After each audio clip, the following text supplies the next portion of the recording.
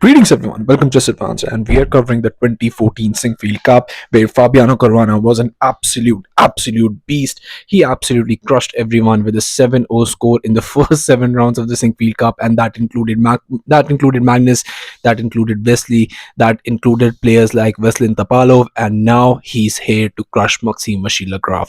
And this is a beautiful game. I'm really sure you're going to enjoy it. So without further ado, let's start with this game. Fabi in this position starts with e4. He goes for the king's pawn opening. We have c6, Karo card defense, and we have d4 and d5. Now we have e5 going for the advanced variation. Fabi is going for the advanced variation with the white pieces. Bishop to f5, and now just going for knight to f3, bishop to f5, with the idea of just getting the bishop out of the cage once you just close the cage with e6, bishop to e2, and now just going for c5. Just trying to transpose this into something of a French setup with the bishop being out, and we have bishop to e3, but now just queen to b6. And it looks like out of the opening you get various advancements. Queen is already out, your bishop is developed, you're about to castle, but that pawn is hanging. How are you going to defend it?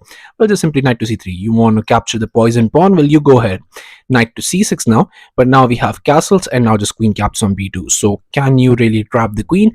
Well, not really, because queen to e1, and now setting up the idea of actually giving up another pawn in this position, and you cannot take it. Obviously you cannot take it, your queen would be trapped. So here just c captures was played by Maxime, but we have bishop captures, knight captures, and just bishop to b4, trying to pin the piece. And now how are you going to defend it? But Fabi has a plan. He goes for knight to b5, now threatening to go for that fork. And can you actually take it here? You can, but you'll just be going for a completely drawn endgame, and I don't think Maxime would actually like it. So he goes for bishop to a5, just keeps the tension, everything in the position, all the pieces, doesn't trade anything, and doesn't even take the pawn because that's a bait. So definitely don't want to take that.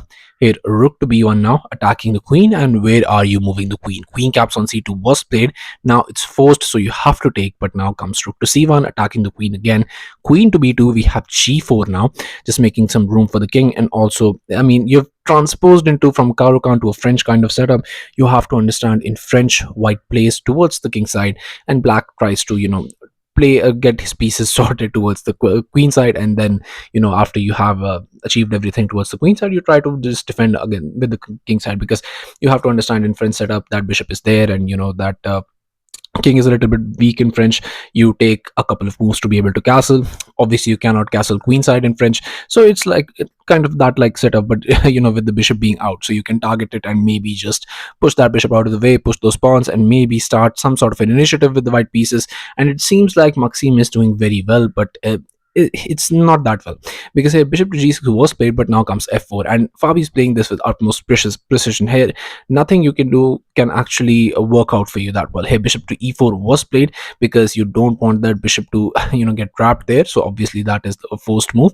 But here after rook to f2, now comes knight to h6. This knight to h6 is a really bad move in this position, and the idea being that it seems like a very nice move. I mean, you want to normally achieve get the knight here, maybe just castle in this position, and in some lines you also go for this knight to h6 idea with the when that knight is, it's very much difficult to develop those pieces, that bishop and that knight. Also in French setup, you can see that bishop, knight squared bishop, is already inside the cage, and it gets very much difficult to develop that. You most likely want to trade that with this bishop, play a move like maybe just push those pawns all the way and just trade that bishop.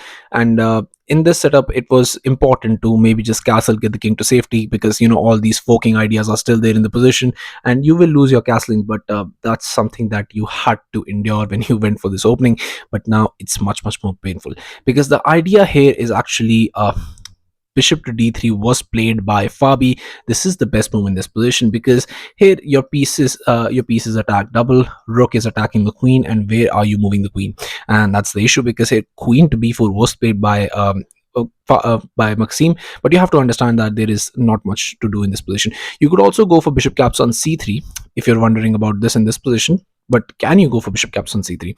Well, not really, because if you go for bishop captures and this rook captures, everything is defended. Queen is defending the rook, your queen is under attack, bishop is attacked twice, you're also getting some forks. You cannot even capture the knight because your bishop is defending everything. So everything is defended while your king while your queen is under attack, and there's not many space where that queen could run off to. And even if it does, I think it's getting trapped in the next move, and you're winning the queen. So yeah, position is just absolutely pathetic, but you have to play it out loud. So here just bishop to d3 was played, but now comes this queen to b4, and now in this position it's very very important to understand that this position is completely winning for Fabi. So I'm gonna ask you to pause the video and I'm gonna ask you to play the best move in this position. Think your Fabi and try to find out the best move in this position. Well, congratulations to everyone who's able to find the move.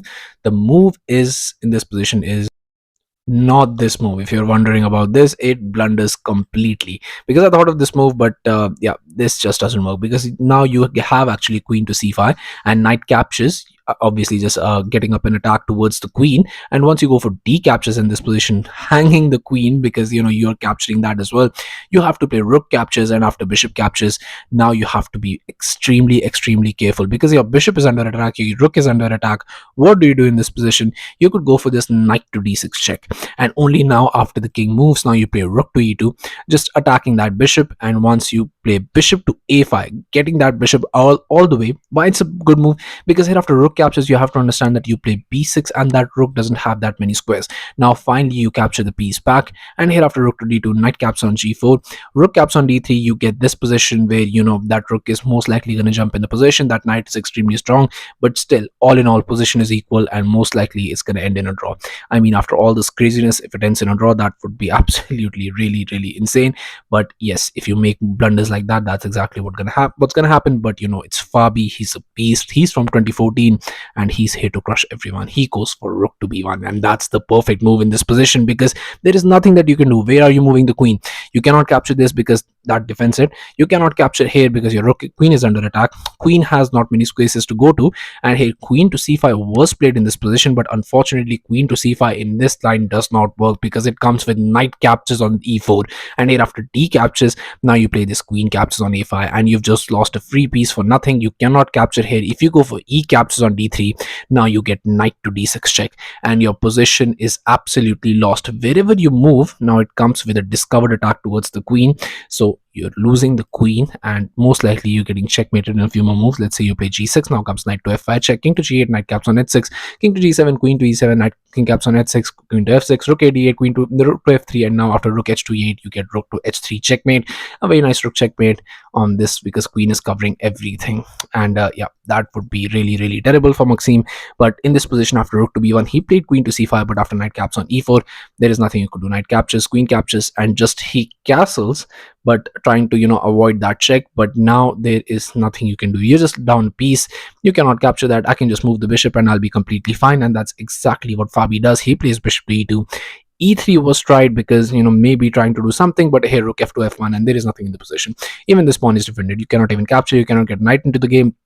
This knight is going to be absolutely exceptional there on the d6 square. This bishop, once it gets into the game, it's going to be amazing, and I don't know how you're getting that knight into the game. So you're not just down one piece, you're down technically two pieces, so that's absolutely pathetic. So here rook f to c8 was played by Maxime, but here queen to e1, but after queen to d5, and just rook to b2. And yeah, this position is just absolutely really bad. I mean, no one would willingly want to play this. But yeah, if you get into something like this, all you can hope for is your opponent makes a blunder. But yeah, Fabi is not going to make that mistake. Here f6 was tried by Maxime, but here just queen to g3, but now f captures, rook to f8, trying to exchange some pieces. Maybe hopefully Fabi does some blunder, but he is not doing any blunder. Here rook captures, queen caps on e3 was played, but knight to f7 now, trying to get the knight into the game, but just simply knight to c3, and you can understand that knight is jumping into the position. One more piece get traded off. Your position is absolutely hopeless. And in this position, on just move 30, Fabiano Caruana, the beast, 2014 beast, he beat Maxime Vachier-Lagrave, who was actually 27-58 at this time, and Fabi was 28-23. He crushed him in just 30 moves. That's absolutely insane. And this game is really an example of how strong Fabi actually was during his peak. He was really a monster. So yeah, thank you all for watching. I'll be coming back with games like these, so stay tuned to the channel. Do stay updated. I'm covering the entire series. I'm covering all the games of Fabi. I think I've already covered 3 games. This is the 4th one, and yeah, I'll be covering these games. So be sure to check that out, and I'll be seeing you guys very soon. Thank you for watching.